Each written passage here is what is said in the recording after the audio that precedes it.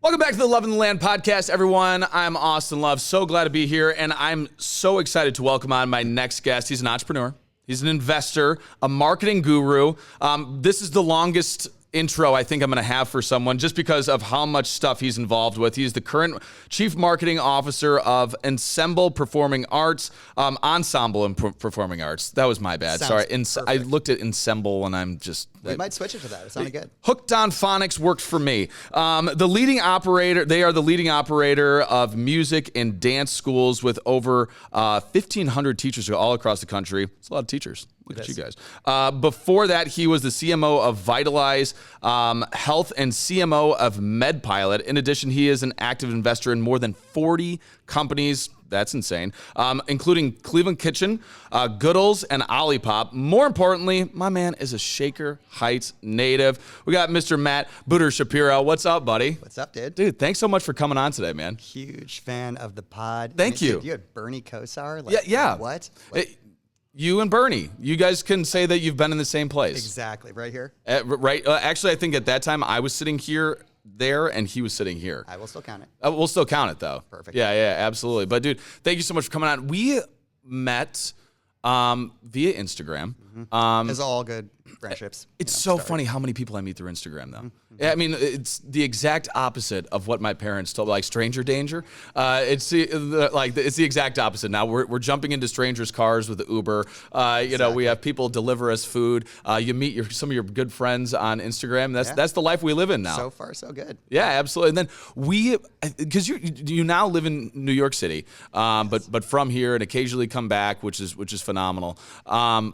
But I think that this is my longest booked out interview. It was like 3 months ago that we booked this, right? Yes. And you're an important guy. Oh, so are you. My goodness. We try.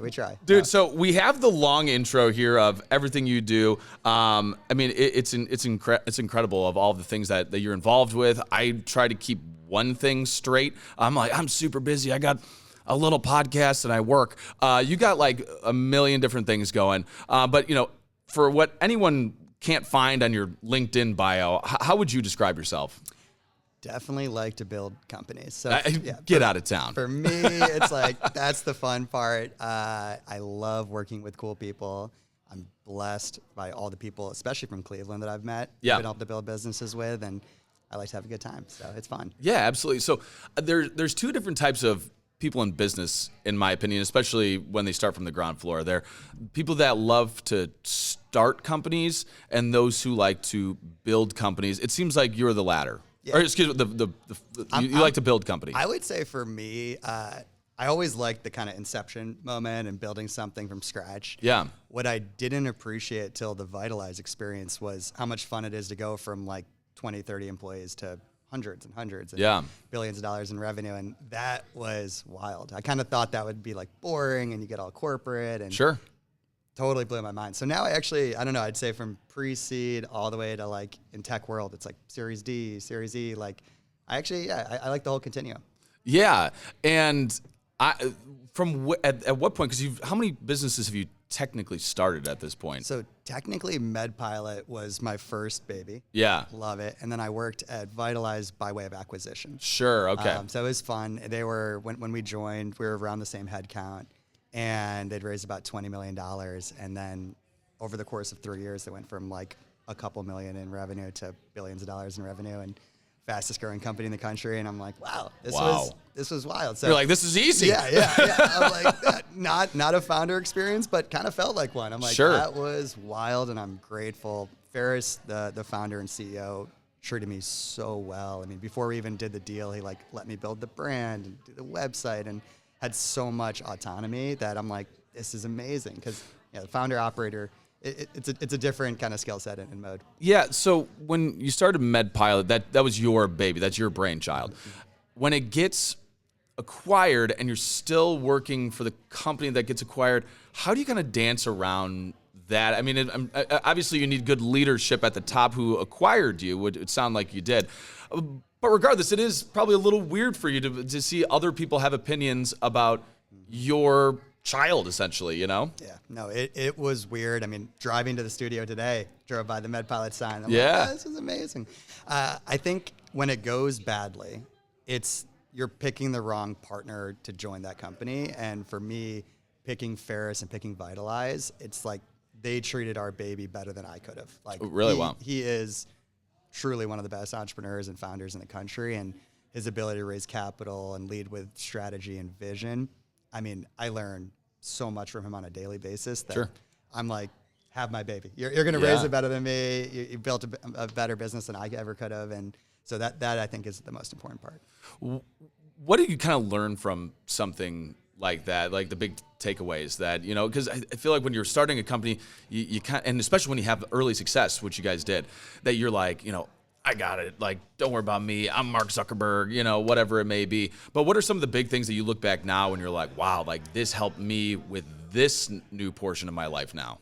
I think understanding that everything will go wrong is important. Like, wow, yeah. Having this like vision that it's going to go up and to the right will crash in 5 seconds. So for me, like quickly identifying like you will fail. You're going to fail every day that you're doing this. Yeah. But how quickly do you adapt and preferably not fail at the same thing twice? Sure. Is important. It's not that glamorous. Usually you don't get to talk to amazing people like you. It's plunging toilets. So I think for me that was a big realization. And once you get through that, it's not that hard.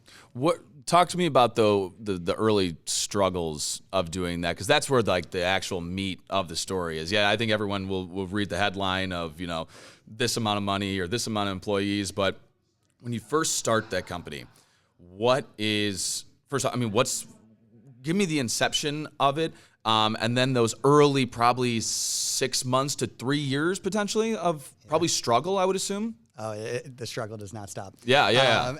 For me personally, it was we're in a lab, we're like whiteboarding, we're feeling really good about ourselves. I've watched The Social Network. I've watched all of these cool movies, and I'm like, okay, I know what this is. I watched all the Aaron Sorkin movies. Love them. Drop the just Facebook. It's cleaner. It's like I can do this. I can do this. So like for me, I'm Justin Timberlake. Absolutely, I felt that way. I listened to his music. So for me, I'm like, I get out there, and shockingly, no one wants to give me money, and I'm like, guys, like, watch the movies. I'm like, look at this cool PowerPoint.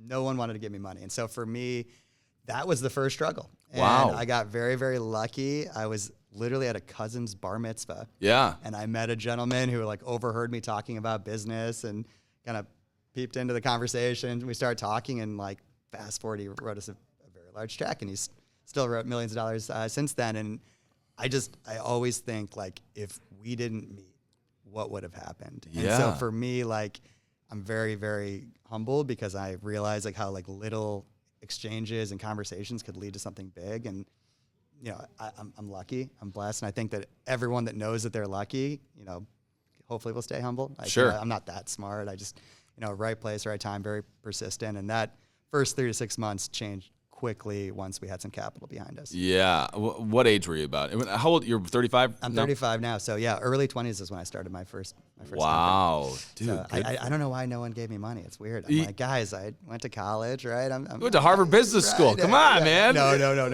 Only for one day. Oh, okay. Technically two. Two. Once with Mayor Biv and once with MGK. But sure. No, they would not let me in, just to be clear. No. But with how many people did you, investors, you know, venture capitalists, how many people did you sit down with? Oh my God, hundreds. Hundreds. Yeah, and I'm not great with rejection. Like, I'm not someone who's like, oh, like, I have a thick skin. Like, no, I hated it. So I struck out over and over and over again. And one thing that entrepreneurs don't know about raising money is no one says no.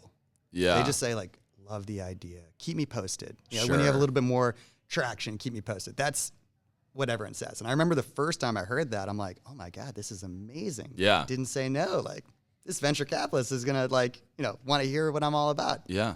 Shockingly, 10 years later, still hasn't invested. Should probably keep him posted. Yeah. It's all about following up. Exactly. So I think for me, that was a big realization, is like how hard it is to raise capital. Yeah. And that's, you know, I'm so grateful for my family and friends and everyone that like stuck with me, because we were pretty poor for a very long time. Like, it was not an easy inception. With all of that, I mean, hundreds of no's, like, that's insane. Was there ever a time where you're like, maybe this entrepreneurial thing isn't for me. I'm going to go get a nice, clean job in marketing or whatever it may be. Like, I'm sure those thoughts crept in. They did to an extent, but the fortunate thing about not being the world's best student, it's not like I was going to be like, you know what, this doesn't work. Like, I'll go be the CEO of Google. Like, I probably was not going to go land like the most cushy job at the beginning of my career. My sister, brilliant, straight A student, Ivy League. Yeah. Always worked at, prestigious. Went to Harvard for more than a day. Yeah. She could definitely get in for more than a day. Exactly. So for me, I'm like, this is kind of my path. I actually need this to work. And I think that's an important thing that at least a lot of the people I know that have been successful, like, you can't really have a fallback. You can't have anything in your mind of like, if this doesn't work, I'll do this. Like, this was my only path. So I should have and could have given up many times. I didn't, because I'm like, what else am I going to do? Like, who's going to hire me? Like, until I got it off the ground, I was a nobody. And so that kind of forced me to keep going and go through it. You have to be so thankful for that. Like, I mean, at the time, you're like, good night, like taking it on the chin, But looking back now after what you've accomplished and what you're continuing to accomplish, what do you look back at those times? I mean, do you look back at it and be like, this molded me or it strengthened me? Oh yeah. I have much thicker skin. That's for sure. Sure. I went from not being able to get rejected to like, yeah, it's fine. Like, I talk to people that are multi-billionaire entrepreneurs. They get rejected too. Like, it's not like you can just, wake up one day, and maybe Elon Musk doesn't have this experience, but there's probably only a couple people that like have no issues and no rejection. And so I think that was one of the best skill sets I picked up, and hopefully we'll carry through many more. Where did you learn that resiliency from? Is it parents besides the Social Network movie? Where did you kind of learn that resilience? Because that's a different kind of resilience, in my opinion. I think you can only learn that from yourself. Yeah, wow. For me, it's like you have to find that, because at the end of the day, if you're not powering yourself, like you're the only one in the room. Like, you're the only one living this experience. And so I think for me, it was helpful to have mentors and family, but like at the end of the day, they're not the ones that are going to like actually get punched in the face when this goes badly. And like, this is, to me, something you had to find in yourself. But sure. It's funny, people, especially like working in television like I did for 10 years and just having a big personality, people are like, oh, I mean, you're your own biggest fan. And they make it as a slight. And I go, who else would be my biggest fan if I'm not? No one, it sounds bad, but no one cares about you more than you do. I mean, maybe your parents will put that, but they're not the ones that you don't want to be a trust fund baby. And some people can't be trust fund babies. Right. So it's like, you have to be the biggest fan of what you're doing. I love that. For me, I was very lucky when I went to Shaker. Shout out to Shaker. What's up, Shaker? We love you, Shaker. One of my best friends there was MGK, Colson Baker, and mild name drop. Biggest name drop I'll give off podcast. It's my only one, unfortunately. That's awesome. And Colson was. You're so friends with him that you call him Colson. Yeah. We go back. Yeah.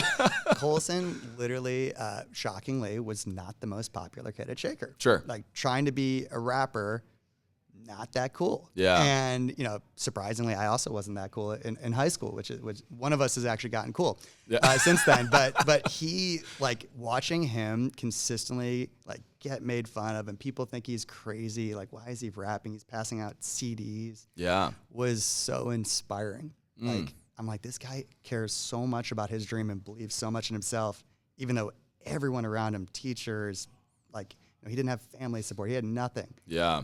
That to me was so impressive, and best skill set you could ever have. So. That's a really interesting perspective, because especially in that creative field too, you see like the Kanyes and whoever it may be Kanye is kind of a bad example now, but but back in the day, my gosh, like whoever it may be of just like that creative aspect, you have to be a little crazy. Absolutely.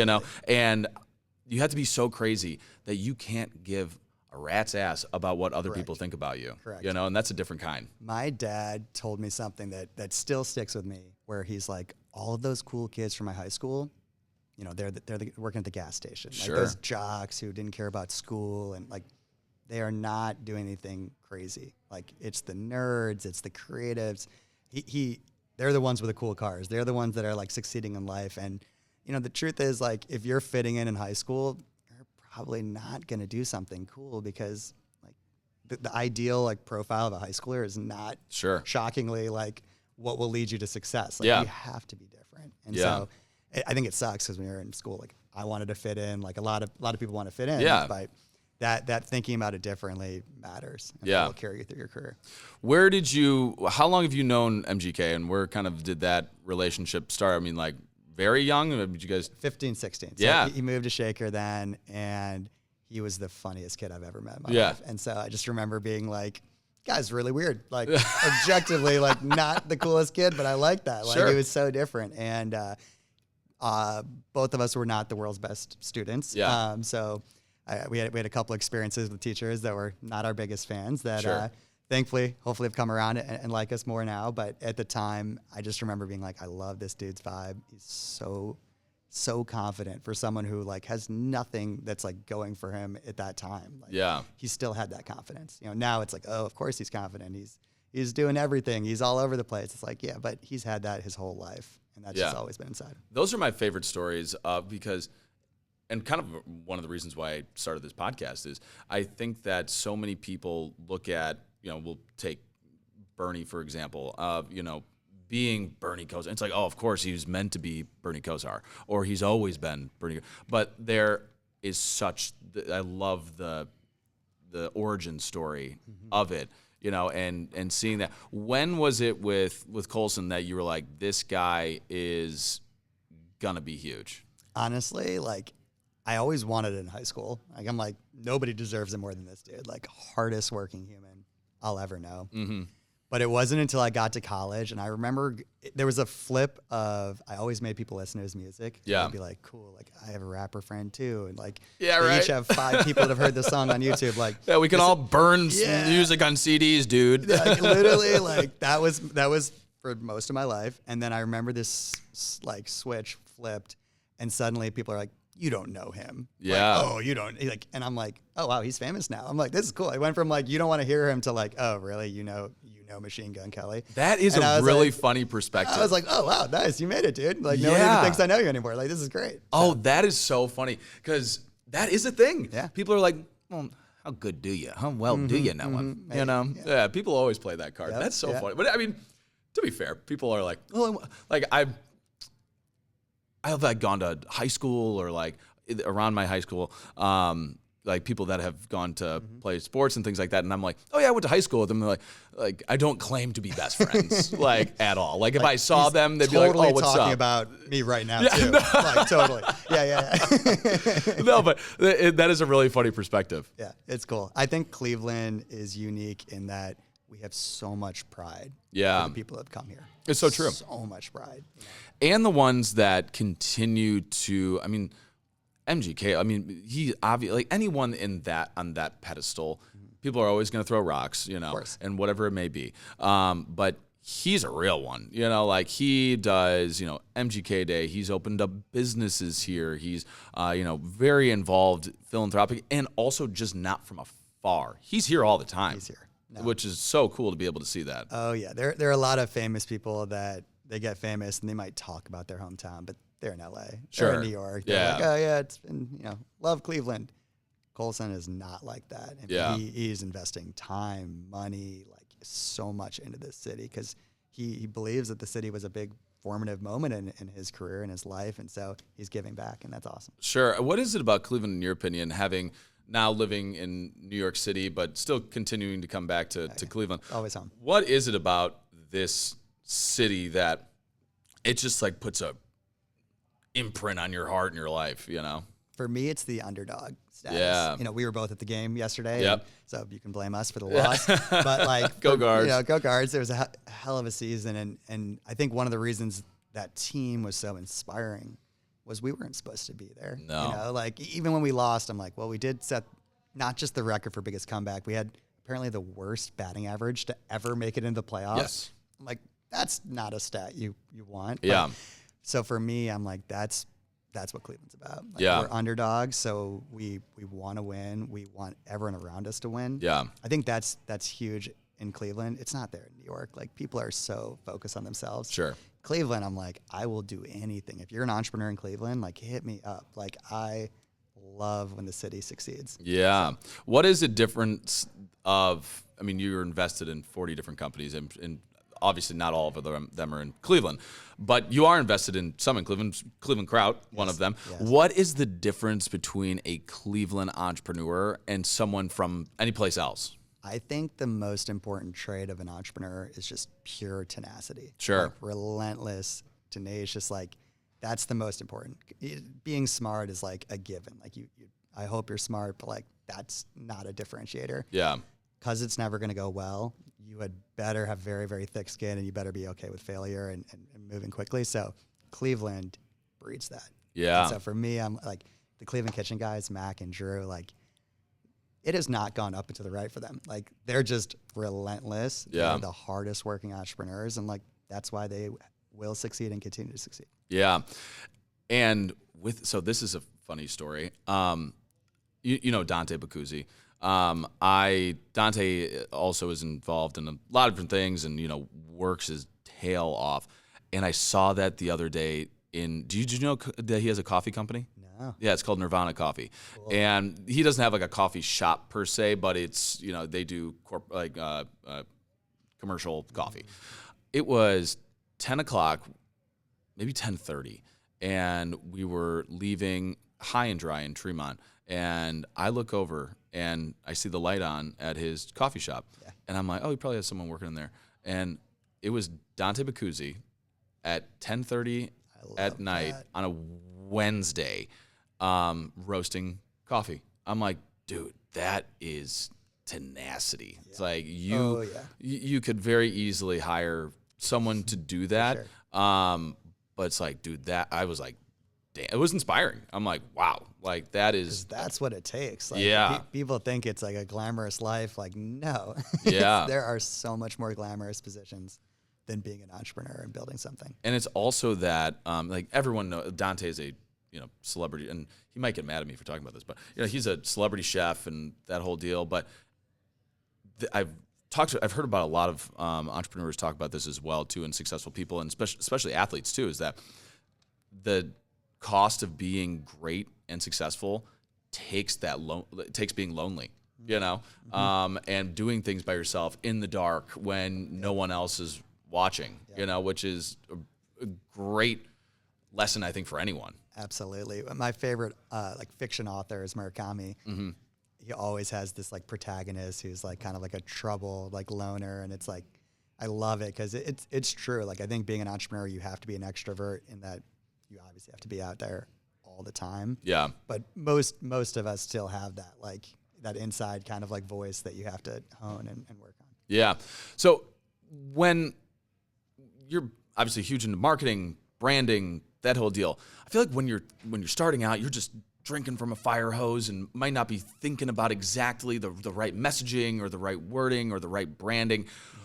What does it take when you're first kind of starting out to make sure that you are building a brand instead of just like doing things and having a company? Big difference between activity and progress. Yeah. I think about that a lot. Yeah. I think you have to see what hits. Sure. Like, so for me, it's like you put something out there, you see how people react, and then you just keep on tweaking. You never stop tweaking, and let the audience and let the culture tell you if it's working. Like sure. That's my favorite part about marketing. I'm like, everything in life is pretty subjective. So it's like, let's just see what they think. And if they don't like it, tweak it a little bit. And I mean, for me, I think the best person in Cleveland at this is Kumar. Yeah, he is.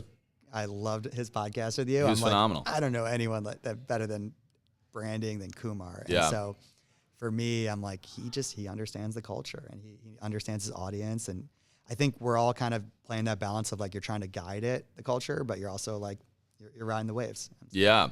It's also a very, you have to take your ego out of it, and as much as you want to have your imprint on your brand, on what exactly you're doing, if people aren't responding to it, you have to put your ego aside and say, all right, but there's also a fine line too, because you don't want to just cater, because once you start trying to cater, then you're really not building anything. You're just kind of letting it go to the wind. Yeah. How do you balance that? For me, I think that you can't over tweak until the time is right. So, it's very normal to put something out there that doesn't like immediately go viral. Totally, blow yeah. up. And so Yeah. I think that's something I used to do, which is like, I would give it 5 minutes and be like, well, it's not working. I guess we got to switch We're both it. ADD. We're like, well, it's not working. What the hell? It's been at least 30 seconds. Let's switch topics. And so for me, like, I think having to sit with it a little bit longer is important. But again, like, the culture is going to tell you if it's good or not. So Yeah. it's subjective, and you have to have confidence in it enough to let it breathe. But they'll tell you very quickly if it's working or not. Can you give us an example of, maybe one time when you put something, you're like, oh yeah, this is great, and then had to kind of shift to it? I mean, I'll never forget launch day for MedPilot because I'm like so jacked up. Yeah. We've been in the lab for like a year. We put out the website and we're like freaking out. We're like, this is going to be like, at that point, it was like healthcare.gov, like Obamacare. I'm like, oh no, like we could crash. Like, Sure. oh, there's going to be so many people. And I remember that launch moment of just being like, you're like looking at the ticker, you're like, I think that's my mom on the site. I'm still refreshing on the site. I'm like, oh man, this is not going the same way. Yeah. Like, I really built it up on Instagram. Like, why aren't there millions of people on this? Totally. So yeah, that was a good moment. I'm like, okay, people don't always care what you're doing. You have to go build it, and then they will come. It is true. It's, and it's also true in like failure too, because I feel like people are like afraid to fail because they're like, well, this person is going to think I'm a loser. It's like, no one really is watching you that closely. Correct. You have to really garner that attention. For you, with like any one of, any of the companies that you're invested with any of the companies that you're involved in right now, how are you constantly working to grab eyes? Because that's the name of the game, really. I'm very, very fortunate. I have a couple like really good connections in the space, and one of them, shout out to Ben Enowitz. What's up, Ben? We love you, Ben.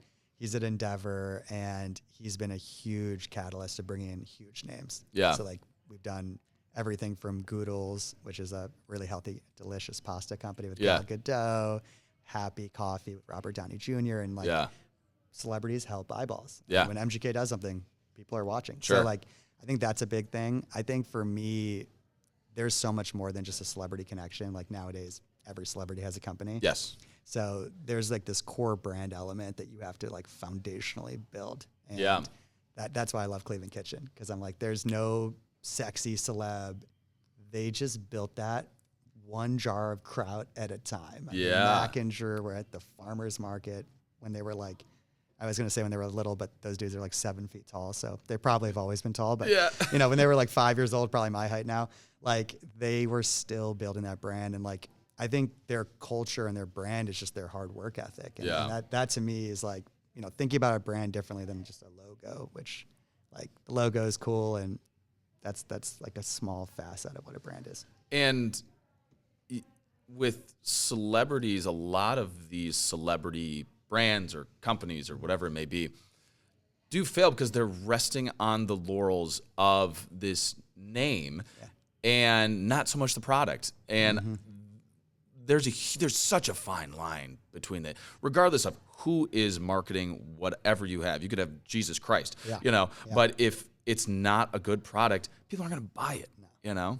And now, since there's such a flood of celebrities becoming entrepreneurs, it has to be authentic. Yeah. If I'm seeing like MGK doing a product, like it's something he uses, it's something he believes in. And when you see the celebrities kind of phoning it in, it's like, really? You use that skincare? Like, really? Like, yeah. But that's where the influencer game has really kind of stepped up. So my wife's in marketing and branding and talks a lot about this, is that their influencer program is actually probably bigger than, it's more of a focus for them than getting a huge name celebrity. It's smart. Build the whole army of people that can really move. And I think the smaller micro influencers, they're so much closer to the audiences. Yeah.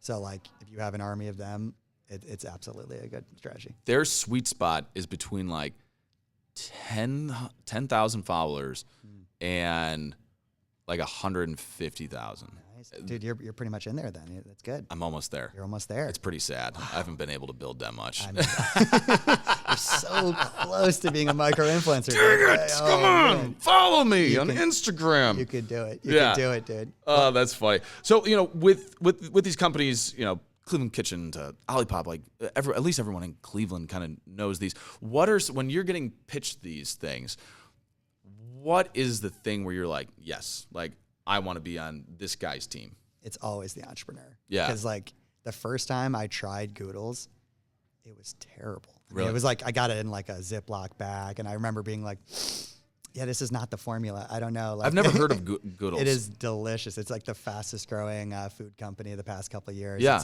It's mac and cheese. But Oh. now it's like more than that. But it started off as mac and cheese and healthy, Yeah. delicious protein. Is it kind of probably a competitor? So I won't even name the other competitor. Are that I'm you thinking. thinking Annie's? No. Or Is it chickpea pasta or is it? No. Bonsai or whatever? Bonza. Yeah. Okay. No. Yeah. No, the co-founder of Annie's helped launch this. Got it. And so Okay. She came into it with Jen and Paul and this amazing team, and you're betting on them. Yeah. And I remember it's like at that point that the pasta hadn't even really been fully formulated, so like you have to bet on the entrepreneur and you have to believe that they're the one. I'm probably a stupid question, but I'm not an investor. Great preface. Yeah. Right. Yeah. Absolutely. If someone wants to get into investing in companies and things like that, obviously you need money. Money is super important. It's very important, obviously. important, What else do you need? I mean, is it just about money? No, because good companies have no problem raising money. Yeah. Unlike my first one. Yeah. They are no issue raising money. And so, one of the kind of mottos that we have with my little investor group, and it's Mac of Cleveland Kitchen, it's Andre Cisco, who's MGK's business partner and manager, and Jake Myers, who's my co-founder of MedPilot. We're like usually the smallest on the cap table, but we try to be number one in their heart. Yeah. Like, we try to be so helpful. Sure. So that we get the look. Because my little 25, 50K check that we're, 100K check that our fund will do is not gonna it'll give you a couple months of runway. Like it's Sure. not changing the game, but Mac's ability to open up doors in the food world, mine on healthcare and politics, like we try to be helpful. So a lot of it is not just the capital, but also what you got skin in the game now. Mm-hmm. And you're then trying to open up more doors on top of that.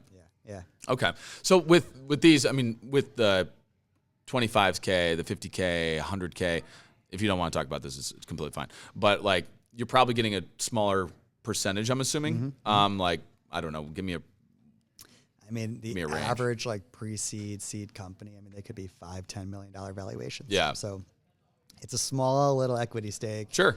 That it's on you and it's on that team to go hopefully turn into a big one. Yeah. So. And then so from there, then you're putting this money in. When do you start to see return on that investment? It takes a while. Yeah. Oh man. Like you got to be very patient in venture because good companies could take 10 plus years. Sure. Right. Like, so that was also a good learning experience. You Yeah. do all these investments. They look great on paper. Like they're like, Goodles, we invested, before it was even worth like $10 million.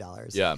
Now they're selling a box every second, I learned. I'm like, Wow. that's a fun fact. That's cool. I had to use ChatGPT to like figure out the revenue on that. But it was like very, very You're impressive. calculating. Like, wow, that sounds good. What does that mean we're making? Yeah.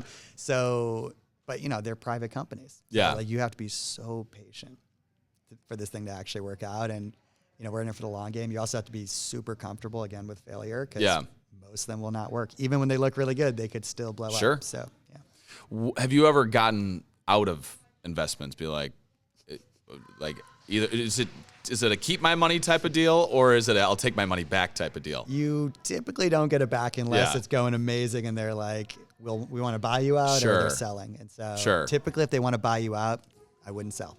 Yeah. It's like, wait a second. Something's going good. I'll keep it in. Sir. Yeah. No. Typically when you want your money back, you have no ability to, and you're just in it for the long haul. How many of those have you walked away from?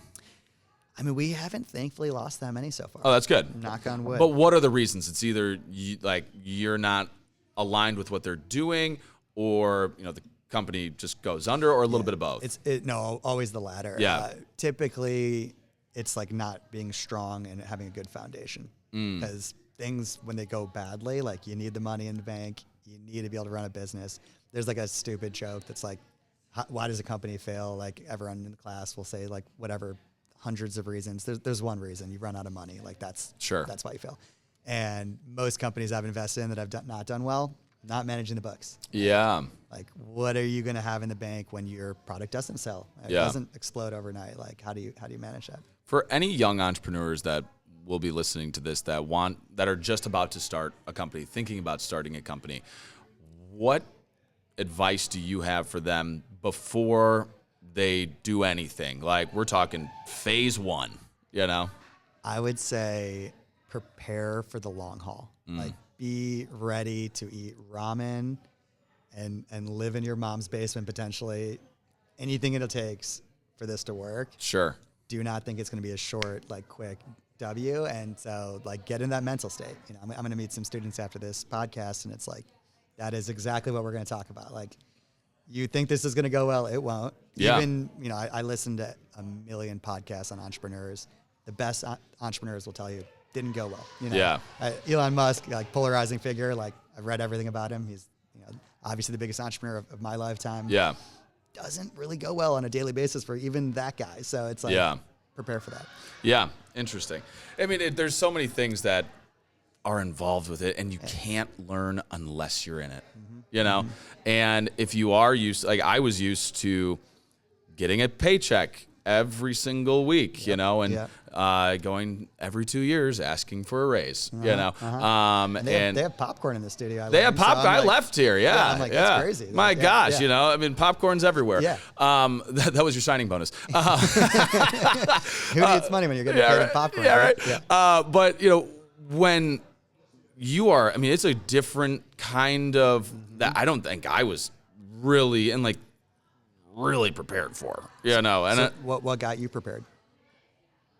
Learning, like just no, I wasn't prepared. I wasn't prepared at all, like at all. You're like, why didn't someone tell me this? Yeah, exactly. And you know, it's I think I was, and again, I always say I don't know what I don't know, and I didn't know, but I also in my brain was like, this is what I need to do. And I also had the mentality that you had of like, I have to make this work. Yeah. And this is my only option. And I think that is one of the best mindsets that you can have when you're either at a job, you're at a company, you're in a marriage, whatever it may be, of like, this is my only option. This, I have to make this work. When I talk to an entrepreneur and they're like, you know, I still have my day job, but I'm, you know, love this, my passion. I'm like, if you still have a day job, jump off the ledge, dude.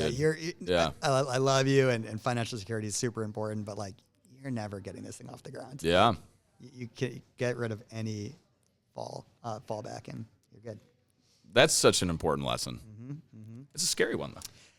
Not fun. I'll be honest. Like if I had to do the whole thing over again, yeah, I would have to think really, really hard. Like now, knowing what I know, I'm like, oof, that was hard. Sure. I'm glad I'm not going back. The CEO founder of NVIDIA literally had like a big like quote that went live. I mean, he's worth hundreds of billions of dollars, and he's like, yeah, if I knew what I know now, I wouldn't do this again.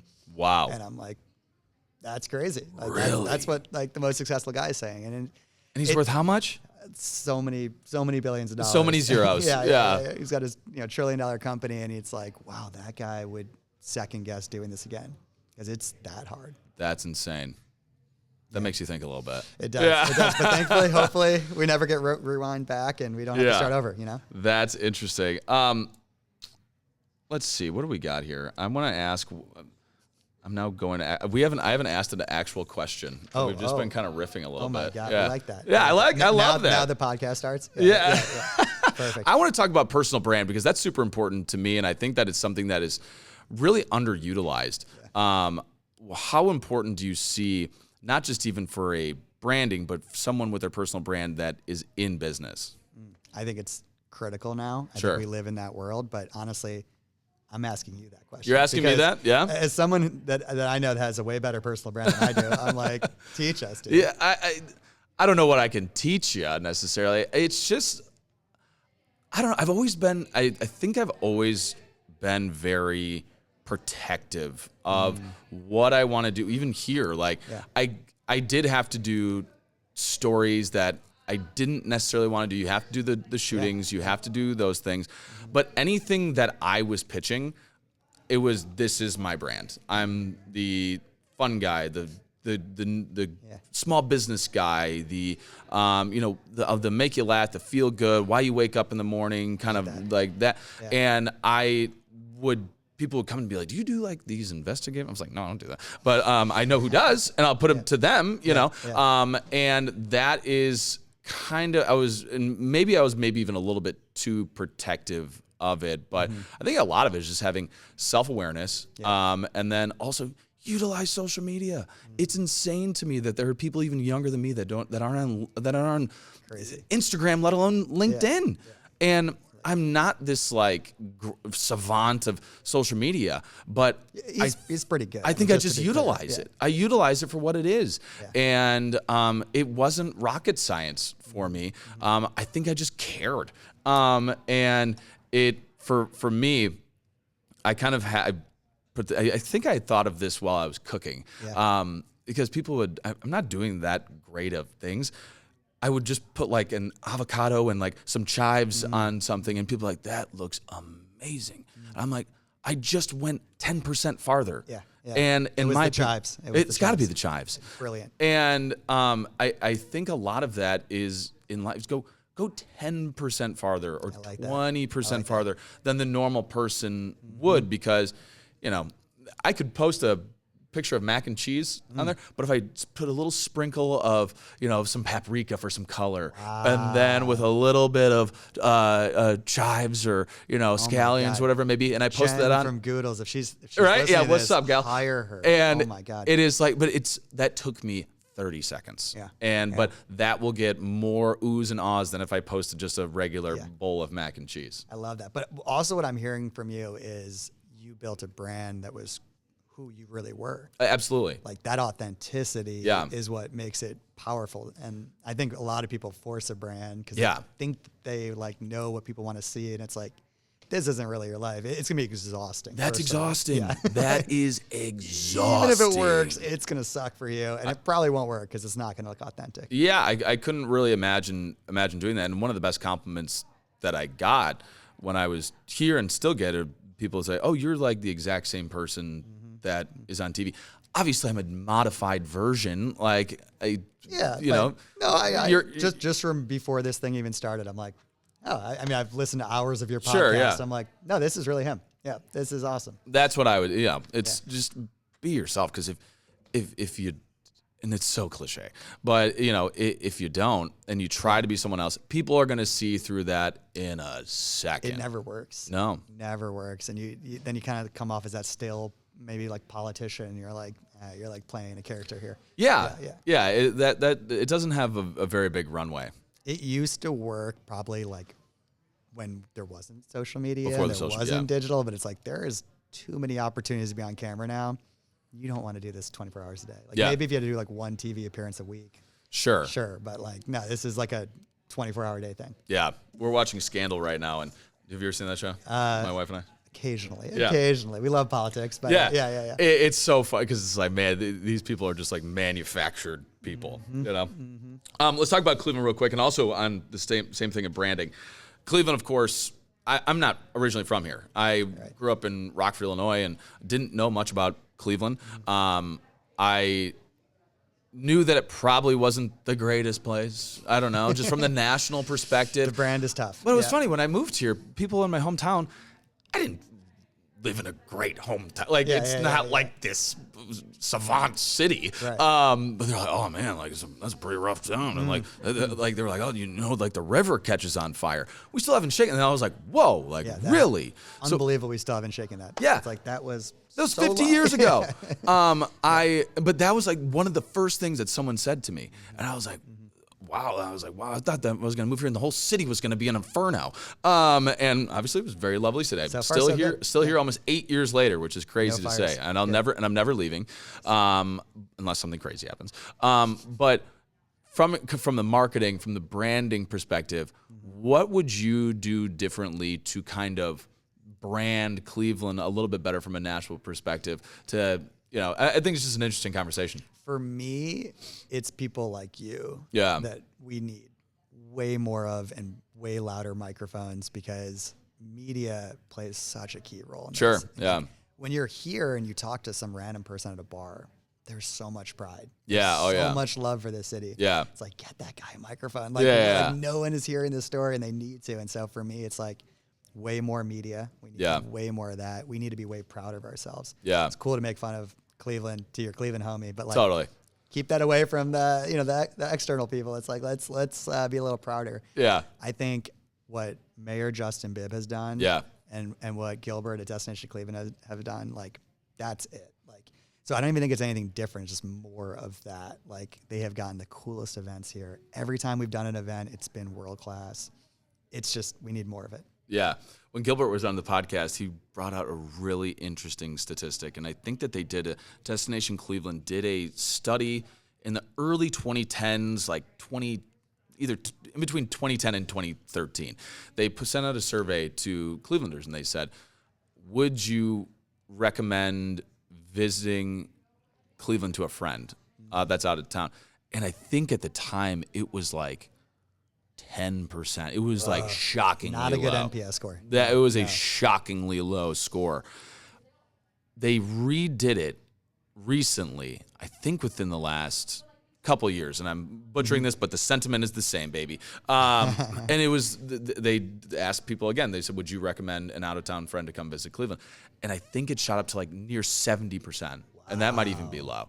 And it's like, wow, look at the leaps and bounds, just even less than a decade or so, give or take a few years, that what can happen when you have good people in position, like Gilbert with, and also, the Gilberts with the Cavs. Both Gilberts. Both Gilberts. They kill it. Dave and Dan.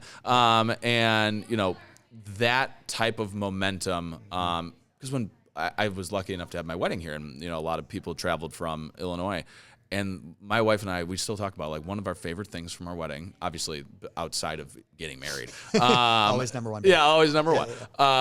Was out-of-town people being here being like, wow, this place is awesome.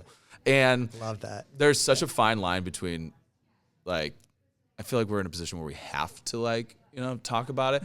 But I'm also in the camp of, like, if you have to tell other people how great you are, you're probably not that great. So there's such a fine line. It's a fine line. I think we need to lean more into it, though. I agree. For me, I'm like, if people just came here, we would crush it. Yeah. Like, we just need more. And that's why I think Destination Cleveland is one of the best organizations in the country. Absolutely. And it's like, thank you for changing that brand perception, because the second you have 2 feet in Cleveland, you'll love us.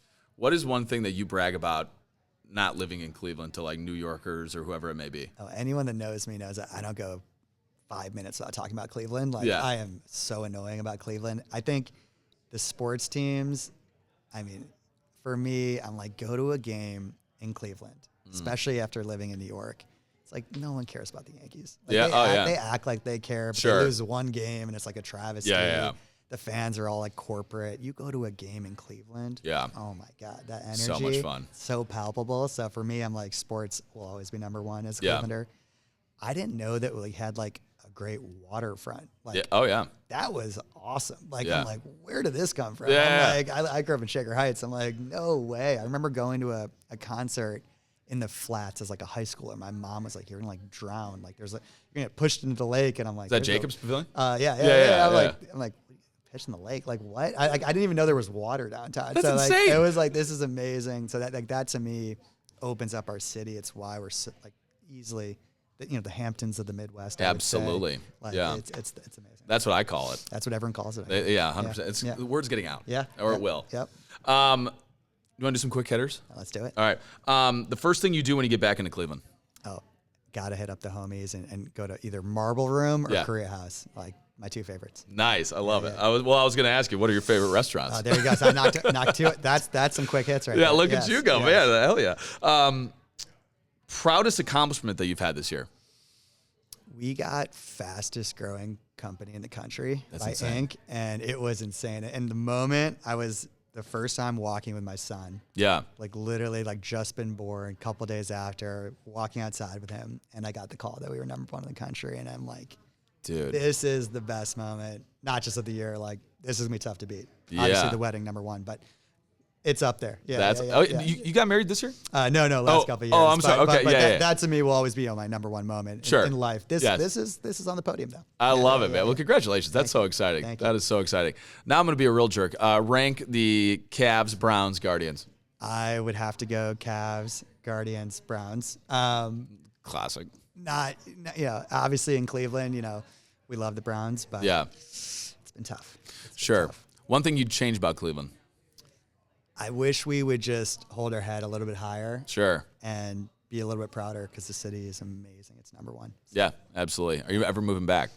I spend a lot of time here. Yeah. I married a New York City girl, so it will be tough to fully move back. Sure. But my dream is to keep investing and building companies here. Sure. To give me good excuses to spend more and more time. What's like your dream investment? That might be a bad question. My dream involvement, not Sure. as much investment, but for a time, is Destination Cleveland. Awesome. I'm like anything that has to do with building the brand of this city is #1 for me. And it'll have downstream effects in my companies, but like as a proud Clevelander, that's #1 for me. I love it. Do you want to share MGK's phone number with everyone? Yes. It's, let's do that. Yeah. I'm like, what's the Mike Jones? Like, Mike Jones. 281-330. Yeah. 867-5309. Yes. Cool. I've asked you a lot of questions. Any questions for me? I want to know, as someone who's very, very proud about Cleveland. Sure. What do you love about it most? It's lame, it's cliche. I'll say the people first. I do love the fact that I just love the mentality of Cleveland. I love like the underdog. I like I like that it's nice with a touch of rust on it. It like reminds me of my high school gym a little bit. I was like, this is nice. It'll do the job. But you have a little rust on your hands. Right. I love that. And it's like I love the Guardians. Like they're my team. Like it's so much. Obviously it has to do with baseball, but it also has to do with the fact that like I love watching this city succeed and like be successful and have something to cheer about, and like that is so cool to me. I also love the food here. It's awesome. Great breweries. Amazing. Wait, but then I have a follow-up question because you're not from Cleveland. Yeah. Like, what do we have to do better? I think you're kind of on point with the. I think we need to make it easier for companies to come here, and maybe you would know this a little bit more than me, but have more incentive to be able to bring in larger companies, specifically in Cleveland proper. People look on. I sell commercial real estate, so like, most people are leaving downtown to go to Independence, or wherever it may be, and it's finding those. And I don't know the answer, but it's finding the incentives to make sure that Cleveland businesses stay in Cleveland, and be relentless on that. I think that we're seeing a little bit of a turn of the tide with Sherwin-Williams, and I applaud them for staying here, and it means something. Building here, which is fantastic. I think it's going to be great for downtown business. I think it's not just offices or things like that, but also restaurants and whatever it may be. Rising tides raise all ships, and I think that having that, I just want to be able to see that Cleveland is successful. I love going to Westlake. I love Bay Village. I love Shaker.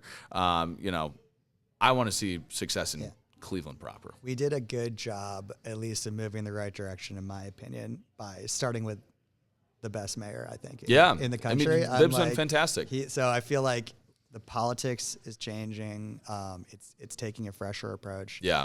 But it's also your job as like in media and changing the just perception that you can grow a business here, which is why I care so much about talking about Cleveland, because I'm like, I had MedPilot in New York. It was going nowhere. Like we were in a cram little WeWork. I came here, the people were exactly who we needed, the customers, the investors, like it was transformative. If we didn't come to Cleveland, I would have never got off the ground. Sure. And so it's just like telling that story and making sure people know they can come here.